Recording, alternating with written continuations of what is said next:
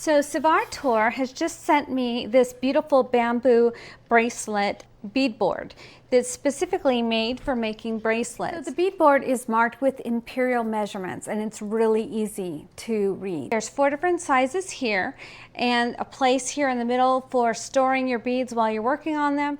The large square groove that goes all the way around the beadboard is for larger bead projects like necklaces and other projects that you might be working on.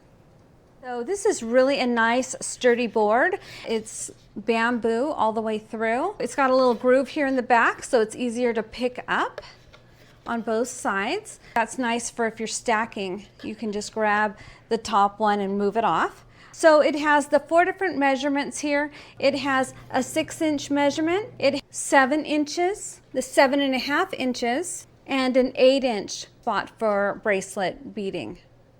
This is really nice. I'm looking forward to making some bracelets with this. So let's go ahead and put some beads on it and let's see how it works.